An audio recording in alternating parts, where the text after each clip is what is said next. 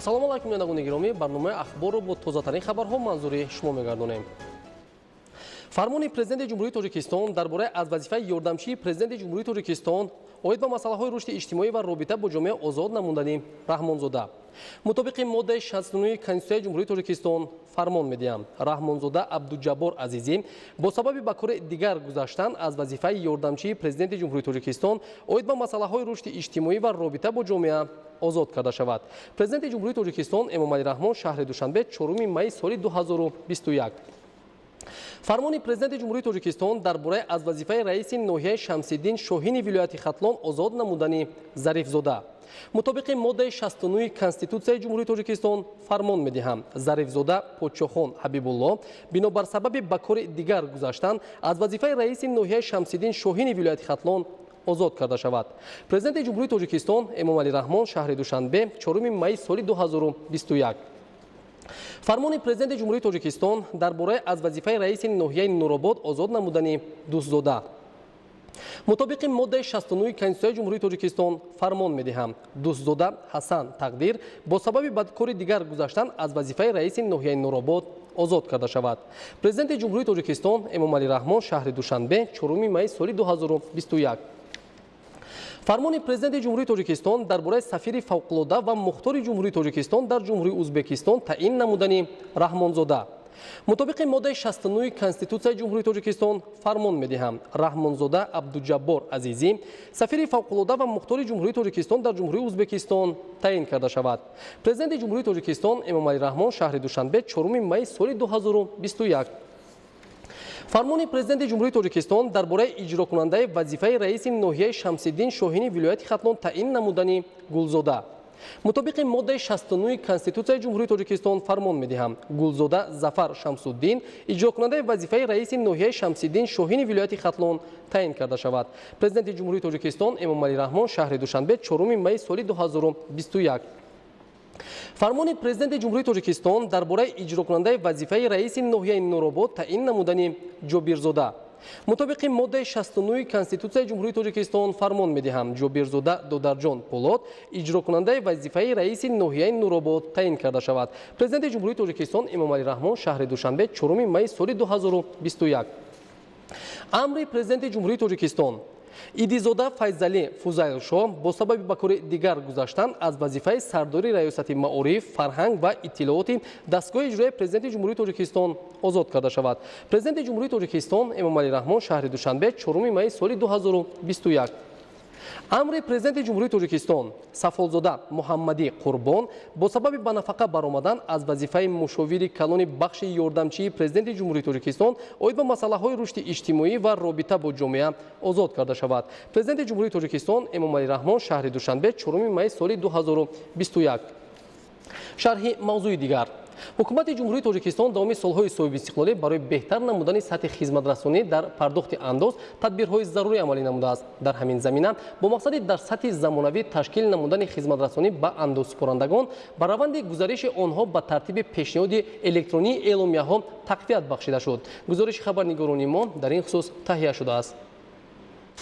имрӯз дар толори маҷлисгоҳи кумитаи андози назди ҳукумати ҷумҳурии Тоҷикистон ба муносибати рӯзи кормандони мақомоти андоз ҷаласа баргузор гардид ки дар он муовини якуми сарвазири ҷумҳурии Тоҷикистон Давлаталӣ Саид иштирок намуд. дар ҷаласа қайд гардид ки фаъолияти меҳнатии кормандони мақомоти андоз ба яке аз соҳаҳои муҳимтарини ҳаёти мамлакат ғанӣ гардондани хазинаи он ва саҳм гузоштан ба пешрафти иқтисодиёту иҷтимоиёти кишварамон равона шудааст ва ин амал و از هر یک کارمند مقامات انداز مسئولیت بلند را تقاضا می‌نماید. امروزها یکی از سمت‌های افضلیت‌ناک فعالیت مقامات انداز مورد استفاده قرار دادن تکنولوژی‌های معاصر اطلاعاتی و در این زمینه تامین نمودن رقمی کنونی ساحه به حساب رفته مقصد و ماهیت آن پیش از همه تامین رشد من بعد صاحبکاری حدالامکان ساده نمودن اجرای عهده‌داری‌های اندازه اندازسپارندگان بیشتر و صفتاً بهتر نمودن شکل василаҳои хизматрасонӣ ба шаҳрвандон ва андозсупорандагон, корҳои тавзеҳотию фаҳмондадиҳӣ ба онҳо, пешгирии қонунвайронкуниҳо аз ҷониби андозсупорандагон ва кормандони мақомоти андоз мебошад. бояд қайд намуд ки маҳз таҳти роҳнамоиҳои президенти ҷумҳурии тоҷикистон муҳтарам Эмомалӣ Раҳмон ва дастгириҳои ҳукумати ҷумҳурии тоҷикистон таи солҳои охир маъмурикунонии андоз дар ҷумҳурии тоҷикистон дар сатҳи ҳозиразамон ба роҳ монда шуда, самтҳои афзалиятноке ки барои рушди минбаъдаи мақомоти андоз дар ҷумҳурии тоҷикистон интихоб шудаанд, ҷавобгӯи тамоюлҳои муосири байналмилалии рушди мақомоти андоз буда, татбиқи онҳо пеш аз ҳама дониши мукаммали касбӣ ва масъулияти баланди кормандони соҳаро тақозо менамояд. дар ҷаласа кормандоне ки дониши ихтисосӣ ва малакаи кории худро такмил дода ба нишондиҳандаҳои назаррас ноил гардидаанд, бо нишони сарисинагии аълочии мақомоти андоз ва ифтихорномаҳои кумитаи андоз сарфароз гардонда шуда, ба онҳо рутбаҳои махсуси навбатӣ ва ғайринавбатӣ дода шуд. кормандони мақомоти андоз бо сарфарозӣ ва ифтихор изҳор намуданд ки бо шарофати истиқлоли давлатӣ ки имсол 30-солагии он бо шаҳомати хоса ҷашн гирифта мешавад, дар партави сиёсати хиратмандона ва раҳнамоиҳои асосгузори сулҳу ваҳдати миллӣ, пешвои миллат президенти ҷумҳурии тоҷикистон муҳтарам Эмомалӣ Раҳмон ва ҳукумати ҷумҳурии тоҷикистон рӯзи кормандони мақомоти андоз дар фазои сулҳу осоиштагӣ ва бунёдкорӣ ҷашн гирифта мешавад. кормандони мақомоти андоз сардори давлат ва ҳукумати ҷумҳурии тоҷикистонро бовар кунонданд ки дараҷаи баланди дониши касбӣ, кордонӣ ва масъулиятшиносӣ нишон дода, аз манбаъҳои нави андозбандӣ ки дар натиҷаи рушди истеҳсолот мавриди истифода қарор гирифтани корхонаҳои нав ва зиёд шудани ҷойҳои нави корӣ ба миён меоянд, самаранок истифода намуда, вазифаҳои дар наздашон гузошташударо сарбаландона иҷро намоянд, бо андозсупорандагон муносибатҳои хуби шариконаро ба роҳ монанд, иҷрои нишондиҳандаҳои буҷети давлатиро дар ҳама давраҳо таъмин созанд. Нуриддини Қурбон, Меҳрӯзи ҷумъа, Убайдуллои Сайвалӣ барои барномаи Ахбор. созмони ҳамкории Шанхай ба ҳайси як ташкилоти минтақавӣ дар рушди ҳамкориҳои мутақобилан судманд байни кишварҳои аъзо нақши босазо дошта барои дар оянда таҳким ёфтани равобити гуногуни иқтисодию сиёсӣ ва дигар самтҳои ҳамкорӣ мусоидат мекунад. имсол аз таъсисёбии ин созмон 20 сол сипарӣ гардида, раёсати онро ҷумҳурии Тоҷикистон ба уҳда дорад ки дар ин самт омодагиҳо дар сатҳи зарурӣ ҷараён мегирад. гузориши Маҳмадалӣ Сафар дар ин хусус.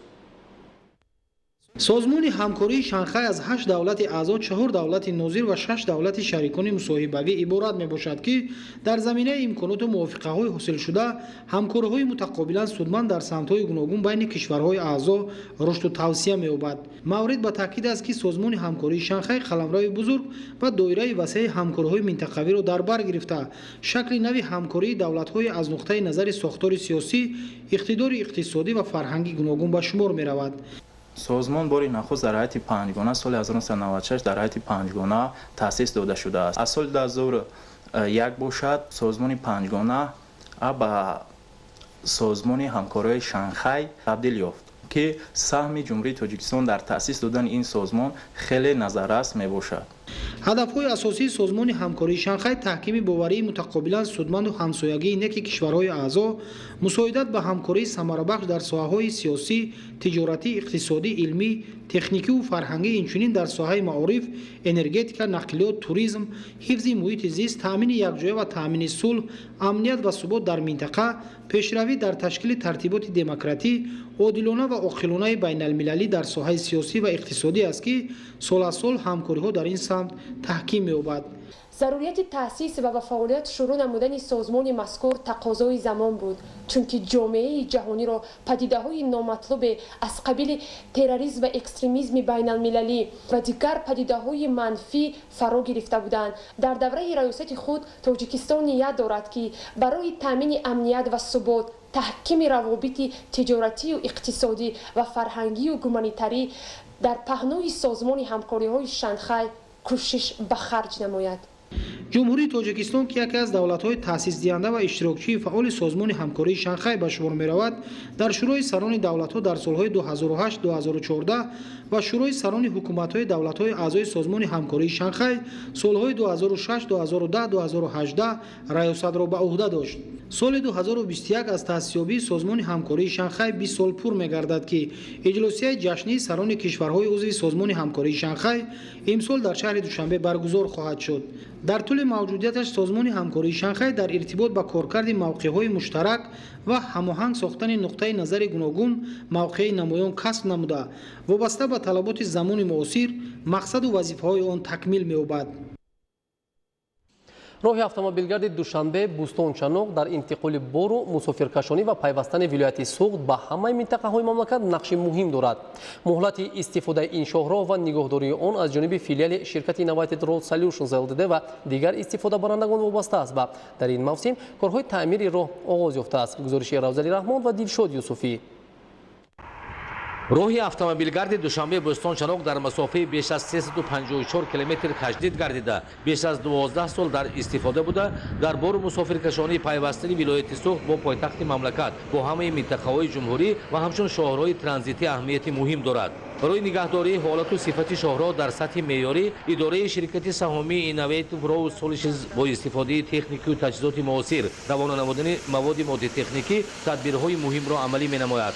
масофаи шоҳроҳи Душанбе Бӯстончаноқ дар минтақаи Суғд аз нақби шаҳристон то мавзеи назди сарҳадии Чаноқ 191 километрро дар бар мегирад. Кормандону мутахассисони минтақа корҳои таъмиру навсозӣ ва ободии роҳро оғоз намуданд. ин тадбирҳои таъмири тархишҳои арзӣ, ноқисии сатҳӣ, тоза кардани шафати роҳ, ҷойборҳои канори роҳ, қубурҳои обгузар, гардишҳои роҳ ва амсоли ин буда корҳои асосӣ ва ҷории таъмиру навсозӣ дар рӯзҳои минбаъда пурра оғоз карда мешаванд.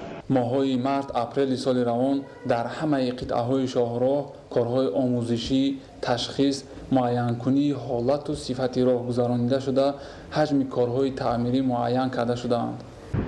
шоҳроҳи автомобилгарди Душанбе Бӯстончаноқ дар рушди иқтисоди миллӣ дар бору мусофиркашонӣ байни пойтахти мамлакат, вилояти Суғд ва ҳамаи минтақаҳои ҷумҳурӣ ва ҳамчун шоҳроҳи транзитӣ аҳамияти муҳим дошта, нигаҳдории ҳолати меъёрӣ ва дарозии муҳлати истифодаи ин иншооти коммуникатсионии минтақа дар баробари корҳои нигаҳдорию таъмиру навсозӣ аз риояи қоидаву талаботи меъёрии ҳаракати воситаҳои нақлиёт низ вобаста мебошад.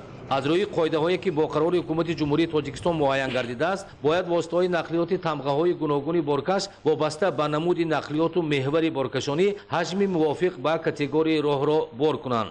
дар асоси меъёр соати ҳаракати воситаҳои нақлиёти гаронвазн дар фасли гармо тавассути роҳи автомобилгард муайян мешавад. яке аз талаботҳои асосии қонуни ҷумҳурии Тоҷикистон дар бораи роҳҳои автомобилгард ва фаъолияти роҳдорӣ бо вазн ва андозаҳои мутобиқ ба меъёрҳо гузаронидани мошинҳои боркашон мебошад. бо назардошти ин қарори ҳукумати ҷумҳурии Тоҷикистон таҳти рақами 569 дар бораи ҷорӣ намудани маҳдудиятҳои мавсимии вазн ва сарборӣ ба тири меҳвари воситаҳои нақлиёт ҳангоми ҳаракати онҳо дар роҳи автомобилгарди истифодаи умум ба тавсиб расида амалӣ мешавад.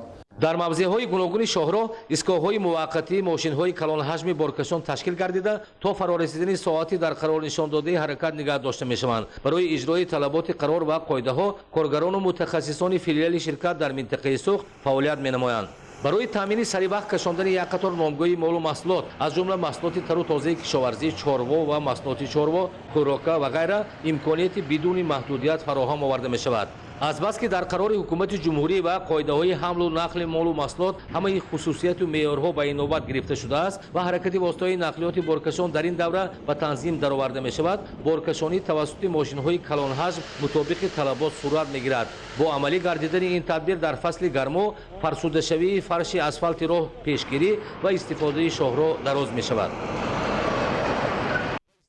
мавзӯи дигар дар ноҳияи кушониён шӯрои ҳамоҳангсозии мақомоти ҳифзи ҳуқуқи ноҳия баргузор гардид. дар ин чора бинем оид ба риояи муқаррароти қонунҳо ва коҳиш додани сатҳи ҷинояту ҷинояткорӣ, инчунин пешгирӣ аз шомил шудани баъзе ҷавонон ба ҳизбу ҳаракатҳои ифротӣ мавриди баррасӣ қарор дода шуд. гузориши хабарнигорони мо дар ин хусус.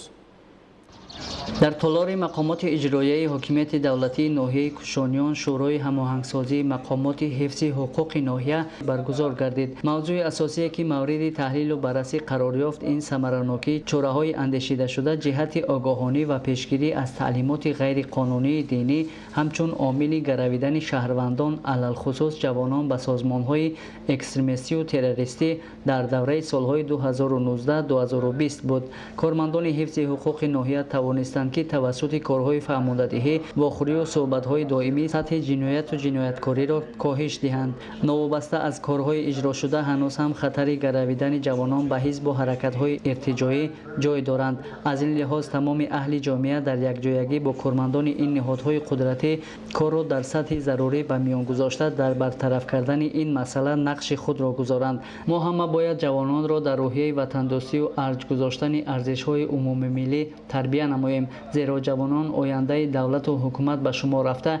حمایت مرز و بوم آن به ذمه جوانان دلیر و شجاع و وطندوست و وطنپرور واگذار است. از این لحاظ کارهای فرماندهی را میان اهالی پرزور کرده جوانان را به راه درست زندگی هدایت کردن ضرور است. میان جوانان واخوری و صحبت‌ها، محفل‌های ادبی و فرهنگی، ورزشی و آموزشی تشکیل کرده پدر و مادران به تربیت همه‌جانبه فرزندان دقت بیشتر روانه نمایند، تأکید گردید در همایش.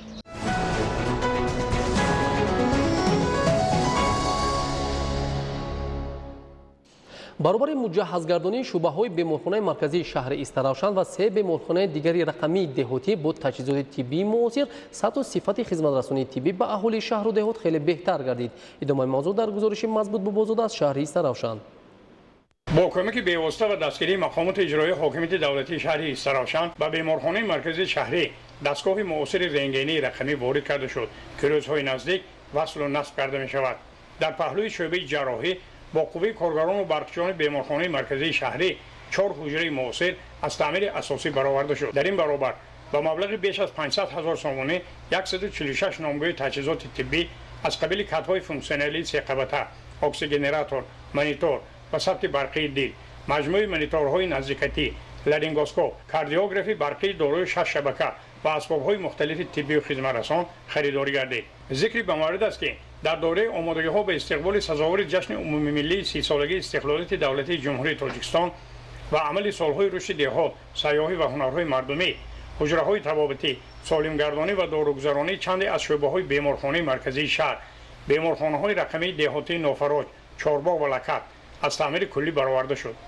در بیمارخانه دهه چارباغ شعبه بیماری‌های درونی دارای 20 کت، شعبه بچگانه برای 10 کت و شعبه تولد دارای 5 کت و در بیمارخانه دهه نوفراج شعبه‌های تولد و بچگانه از تعمیر برآورده صفت خدمت‌رسانی طبی خیلی بهتر گردانده شد. در بیمارخانه دهه لکت جماعت دهات زرحلال برابر تعمیر حجره‌های بیماران امکاناتشان محدود و تولدگاه همزمان با مبلغ‌گذاری حکومت جمهوری تاجیکستان سهم شریکان رشد و بیمارخانه مرکزی شهر با مبلغ نزدیک 100,000 سومانی شعبه بیماری‌های بچگانه تعمیر کلی گذرانیده شد. این عمل امکان داد که بیماری‌های بچگانه با تیزی رفع و حفظ صحتشان بهتر گردانده شود. حالا در بیمارخانه رقم 1 دهه لکات، رقم 2 دهه چارباغ و رقم 3 دهه نوفراج یک چند شعبه‌های این بیمارخانه‌ها از تعمیر جاری برآورده شده‌اند و برای خدمت‌رسانی به مردم آماده کرده شده‌اند.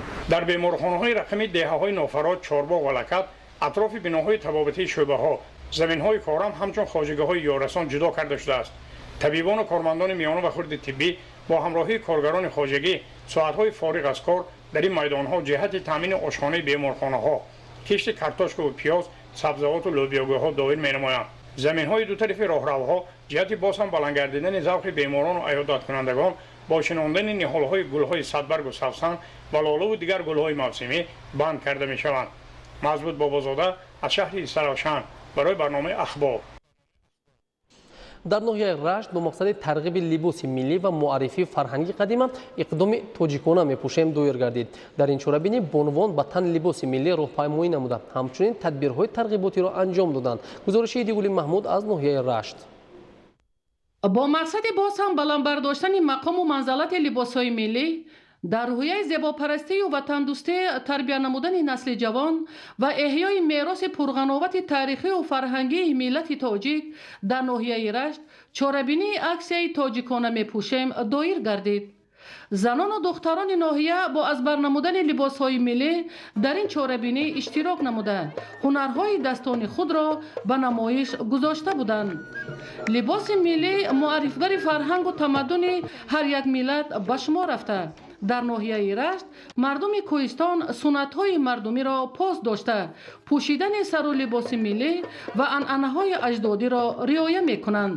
зеро дар шароити ҷаҳонишавӣ ҳар як халқу миллатро зарур аст то суннатҳои пурарзиши фарҳангии ниёгони хешро азизу муқаддас нигоҳ доранд. дар рафти чорабинии фарҳангӣ навъҳои гуногуни либосҳои тоҷикӣ муаррифии санъати асил ва маҳсули истеъдоди офарандагии ҷавондухтарон ба намоиш гузошта шуд. таъкид шуд ки фарҳанги пурғановати тоҷикон аз гуфтори нек, пиндори нек, рафтори нек сарчашма мегирад. дар олами илму адаб тарзи рӯзгордорию пӯшидани сару либоси миллӣ бо истеҳсоли эҷоди матоъҳои рангорангу воситаи ороишот мақому мартаба ва саҳми мардуми моро дар рушду такомули тамаддуни башарӣ муайян мекунад. тоҷикистони соҳибистиқлол маҳз бо таъриху фарҳанги пурғановати оламгир ва омӯзиши такмили дастовардҳои фарҳанги муосир дар ҷодаи бунёди давлати ҳуқуқбунёди дунявӣ қадамҳои устувор мегузорад. дар чорабинии аксияи тоҷикона мепӯшем маълум гардид ки сокинони ноҳияи Рашт барои боз ҳам рушд додани намудҳои гуногуни ҳунарҳои мардумӣ тарғиби либоси миллӣ таваҷҷӯҳи зиёде доранд. ҳадаф аз ташкили чорабинӣ ҷалби бонувон ва ҷавондухтарон ба либосҳои миллӣ эҳёи ҳарчи бештари ҳунарҳои мардумӣ мебошад. идигули маҳмуд, додарҷони мирзозода, барои барномаи ахбор аз ноҳияи Рашт. бинандагони гиромӣ, бо дигар хабару гузоришҳо ҳамкорони мо шуморо дар нашои баъдӣ ошно месозанд. бо мо бошед.